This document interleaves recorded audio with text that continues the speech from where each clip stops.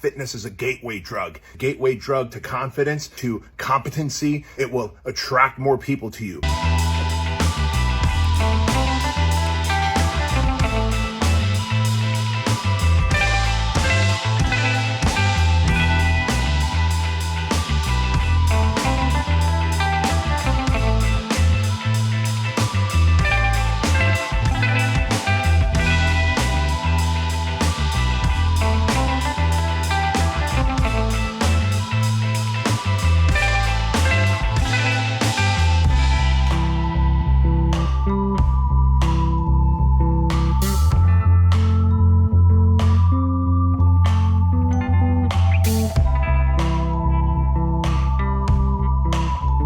So I thought this was a really good opener, right? What I want to set today is the idea that, to be successful, to be high value is not necessarily where the altruists would like you to believe, where it's you've got to have $1 million, you've got to have X, right?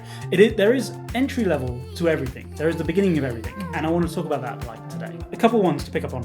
Nowhere do they really say about assets, right? Buildings, houses or anything. And they were very focused on your personality and what you brought to the relationship, humor, intelligence, etc. Right? And that's a great place to start. You've got to be able to pay your bills, you've got to be able to do the basics, granted, and they mentioned that one, but you've really got to focus on the personality. Yeah, I think it's also important that he mentioned go to therapy, acknowledge your negative emotions and work through them. I think a lot of men sometimes don't do that.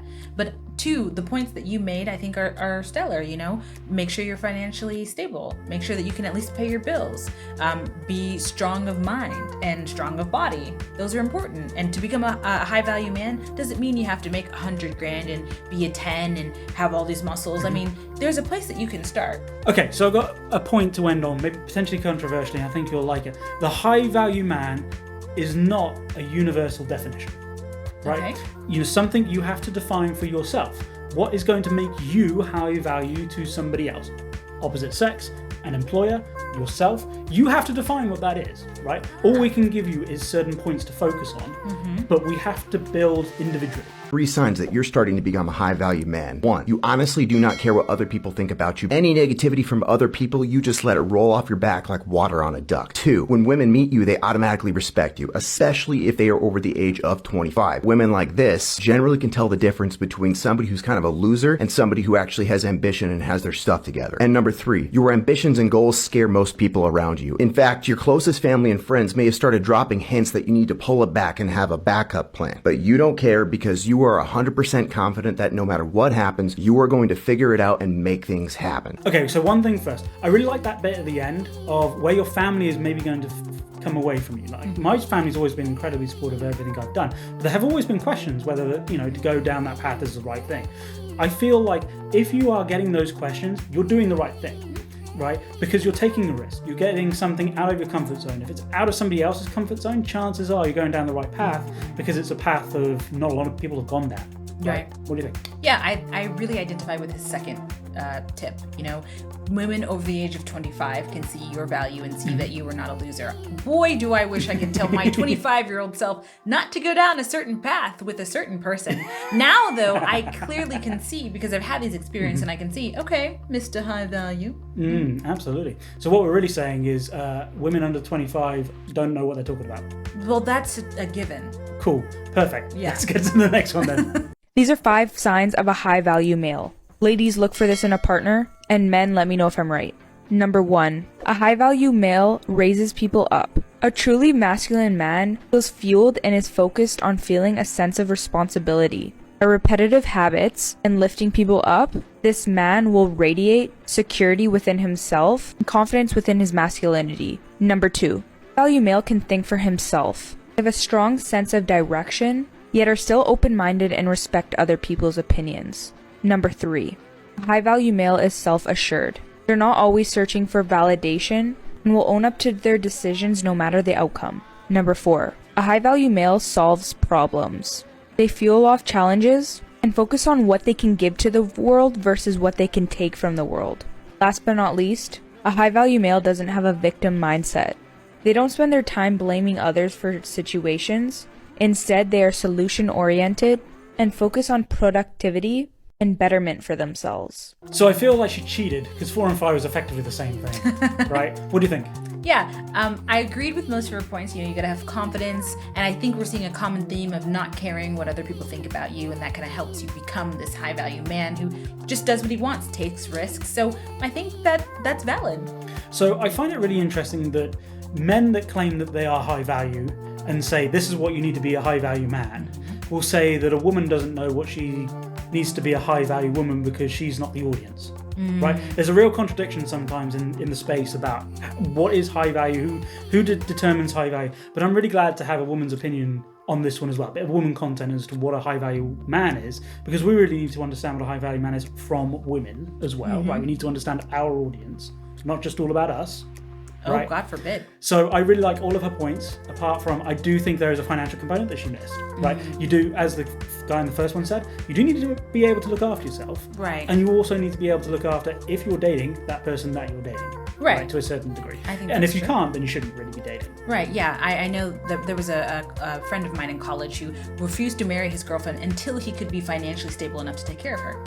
That's a fair point. Yeah. Should we go on to the next one? Yeah. Here's 3 things that you can do to be a high status man, a masculine man, the kind of man that commands attention, that gets the girl or the business that thrives. You ready for this? Number 1, work out and eat right. Look fit, because when you look fit and when you are fit, fitness is a gateway drug. Gateway drug to confidence, to competency. It will attract more people to you. Number 2, read some books, man. Read some goddamn books and be well spoken. If you know how to speak, then people find you interesting. Number 3, you ready for this? Make some money. Stop living in your mom's basement and be financially stout. What if you can just be financially independent, live on your own, and not have to grovel for money from your parents or your girlfriend? You do those 3 things, guess what? You become a high status man, a high value man, and the kind of man that commands attention and respect. Okay, so this guy's just parroting the 3 topics that I hear most in the space, right? I don't agree with 2, and I've always disagreed with you should read, because not everyone absorbs information through books, right? I can't read books. Well, I can read, obviously, but I can't. He said it here, folks. He cannot read. Like I can, but cover to cover on a book, I can't do it. It's not my way of learning. I would much rather sit down on YouTube for hours on end, learn a skill, learn something to do, understand this, than to sit down and read. And it doesn't matter the delivery mechanism that you do, so long as you get the information. I think that's an important one. But every men channel that want to improve, say you got to read 10 books, you got to read 50 different articles, etc. You don't have to do that. The key point to take it away is you need to get the information. You need to learn what to do. If that's a new business, if that's taxes, or whatever you're trying to learn, you need to get that information. It doesn't really matter how. Thoughts? Well, I work with books, so this hurts my heart, and you know this. You know that I want you to read, but I say if you get your information in other ways, everyone is not the same type of learner, right? So you can't just read and expect someone else to enjoy reading, like you. Maybe audiobooks are a thing, or maybe videos, maybe you're a visual learner. So it's all subjective. Just like being a high value man is subjective to a woman, to your previous point. These are all good guidelines to follow, but it's really down to what value does a woman see in her man and what value does a man see that he wants to bring to a woman. That's a perfect point. I think it's a nice one to end. Should we get the next clip? What actually makes a high value woman and a high value man to me, right? And this is just my opinion. You don't have to agree. You don't have to like it. It's on you. But just based off of what I know, what I've seen, and how people tend to last, to me personally, what makes a high value man and a high value person, man and woman, is who they are as a person, their character, how they treat people. And I think those are the 2 things that actually last and help relationships last, is their ability to just be able to be a good person, like from their communication, from their consideration, their ability to nurture, their ability to learn, their ability to understand. And to me personally, this is what truly makes someone a high value person. To me personally, like, this is just my opinion. Like, I don't give a fuck how much money you got, how bad you are, how pretty you are. That shit doesn't matter if you're a shitty person. And that's how I feel about it. But, you know, to each his own. You dig? All right, got a couple of things to say about this. Yeah. Go first. Well, in my opinion, that's how I came into this relationship. That's how I felt. I don't care about how much money you make. I don't care necessarily how I find you attractive, but that's because I'm viewing you from my eyes. And I know that, you know, I might not be a 10 and I don't expect my partner to be. So I agree. It's who you are as a person. If you're a shitty person, then I'm not going to be attracted to you. And what is the saying? You have to make sure that you look at the way that your partner treats the waitstaff at a restaurant. If you're being nice to them, then You're perfect. If you're looking at the way you treat wait staff, you probably shouldn't have chose me then. Terrible tipper. Terrible tipper. Stingy man. Actually, I'm pretty good with the waiters, but I don't do tipping. The point I have on this one is if the entry level to a high value person is that you are a good person, then you need to raise your bar. That's my point. And I agree with him, his original statement of this is his definition, and I shouldn't judge him for his definition. I'm only giving my viewpoint on what this is, right? But I set a higher bar. Like, if someone is a good person, they're a person to me.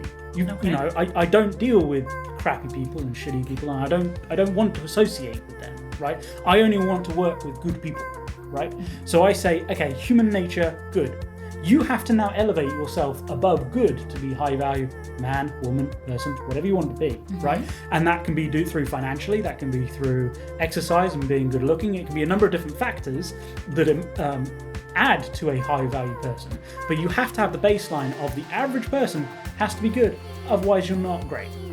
Well, okay, well said. Okay, so you can't just be good, you have to be above good. You have to be above good. Okay, that's interesting. I feel like because humanity is not good inherently, that if you're good, you're doing great. I think it's time to end. So we hope you had a good time. We had a great one making this one. And we'll see you in the next episode. Bye-bye.